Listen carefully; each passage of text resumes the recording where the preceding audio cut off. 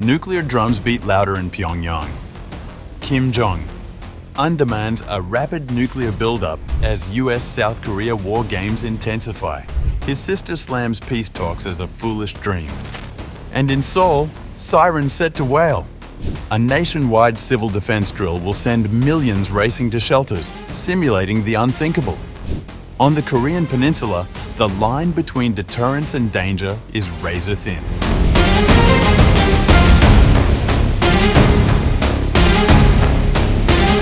North Korean leader Kim Jong Un has once again put the world on edge, declaring that his country must pursue the rapid expansion of its nuclear arsenal. The comments, delivered during a visit to a newly built Navy destroyer on August 18th, were broadcast by state media KCNA and came as the United States and South Korea kicked off large-scale joint military drills. For Pyongyang, these exercises are more than routine training. Kim called them a clear expression of hostility, designed to intimidate and provoke his regime.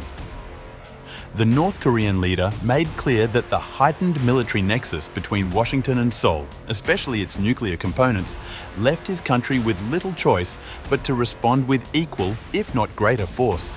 The exercises were a clear expression of their intention to remain most hostile and confrontational to North Korea. The US-South Korea intensified military nexus and the muscle flexing are the most obvious manifestation of their will to ignite a war and the source of destroying the peace and security environment in the region. The security environment required the North to rapidly expand its nuclear armament, as the recent US-South Korea exercises involved a nuclear element. Kim's statement underscores a stark reality. His government sees survival only through deterrence. "Make enemies afraid" was his chosen phrasing, a reminder that North Korea's nuclear posture is not just about prestige, but about securing leverage against superior adversaries. He hailed the Navy's progress toward modernization, noting that high-tech and nuclear-armed platforms were moving ahead as planned. The plan includes building a third 5,000-ton Cho Hyun-class destroyer by October next year, testing cruise and anti-air missiles, and extending firepower toward both the Yellow Sea and the waters east of Japan. Independent experts argue that North Korea is not bluffing. The Federation of American Scientists last year estimated that Pyongyang has enough fissile material for around 90 nuclear warheads, though likely only 50 have been fully assembled. Still, in a region already fraught with instability, even this number poses a destabilizing threat. The rhetoric also marks a rejection of South Korea's new president, Lee Jae-myung, who has tried to roll out initiatives aimed at easing tensions. Since taking office in June, Lee has offered normalization talks and confidence-building measures. Pyongyang dismissed them outright, branding such offers a foolish dream. Kim's powerful sister, Yo Jong, who oversees propaganda and media strategy, declared negotiations off the table, cementing the regime's hardline stance. For Washington, the development is familiar. President Donald Trump famously met Kim 3 times during his first term, hoping for a breakthrough. Those meetings ended in stalemate, with Kim pressing ahead on weapons development. Now, under Trump's second presidency, the diplomatic track is closed, while Pyongyang draws closer to Moscow, aligning itself with Vladimir Putin's war on Ukraine.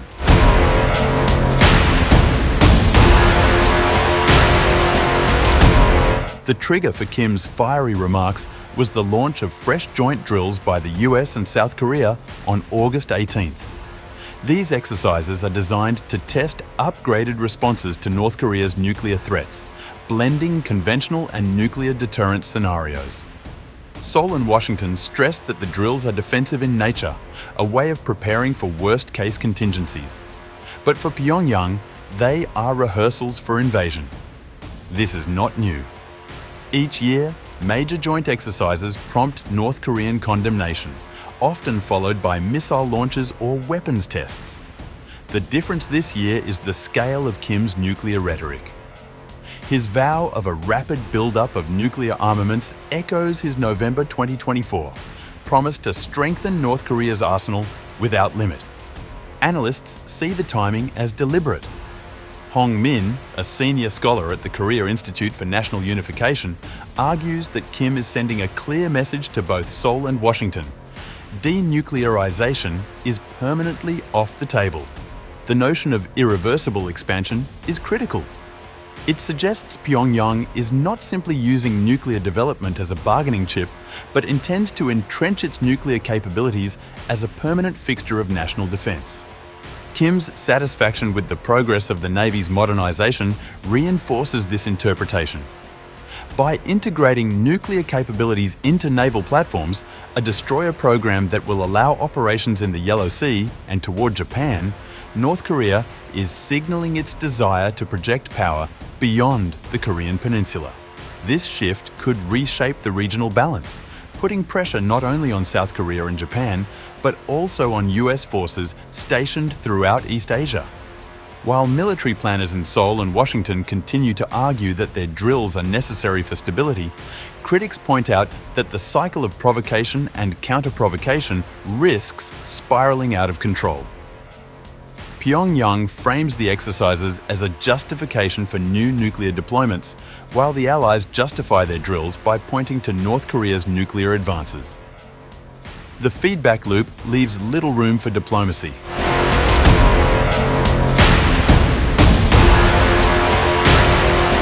As North Korea hardens its stance and accelerates weapons programs, South Korea is preparing its population for the possibility of conflict. On August 20th, the government will conduct a nationwide civil defense drill simulating an air raid, complete with sirens, mobile alerts, and emergency broadcasts. The Ministry of Interior and Safety explained the rationale. Citizens must be able to respond quickly in case of a sudden wartime scenario. Officials told the Korean Times that the drill will run for 20 minutes beginning at 2 p.m. local time, with a phased approach, initial alarm, standby, and all clear. An air raid siren will be sounded on Wednesday, restricting people's outdoor movement as part of a nationwide civil defense drill this week. At 2 p.m., air raid sirens will sound across the country, accompanied by emergency broadcasts and emergency mobile alerts. Citizens will be expected to recognize the drill and listen to KBS Radio 1 for real-time guidance while moving quickly to designated shelters or nearby underground spaces, such as parking lots, subway stations, or shopping arcades. South Korea has 17,000 designated shelters nationwide, identifiable on apps like Map and Map. For foreigners, information will be available through the Emergency Ready app in multiple languages. The Interior Ministry has issued detailed instructions. Drivers must pull over for emergency vehicles, hospitals, and transport systems will continue operations, and exemptions will apply to regions recovering from recent wildfires and floods. Some 17,000 civil defense shelters are located nationwide, with locations identifiable via major map service applications such as Map, Map, and Map. If no shelters or public underground spaces are available, citizens may take cover in the basements of surrounding buildings. The exercise reflects growing anxiety in Seoul. While officials stress that the drill is not a sign of imminent war, the symbolism is unavoidable. South Korea is reminding its citizens that the threat from the north is not abstract, it is immediate and requires practical readiness. The drill also reflects a generational shift. For many younger South Koreans, decades of North Korean threats have felt distant, more like political theatre than real danger. But with Kim openly promising nuclear expansion, aligning with Russia and fielding increasingly advanced naval assets, the threat perception is changing. The situation on the peninsula now sits at a crossroads. Jong Un has tied his legitimacy to nuclear strength, while South Korea and the United States insist on showing readiness through military drills.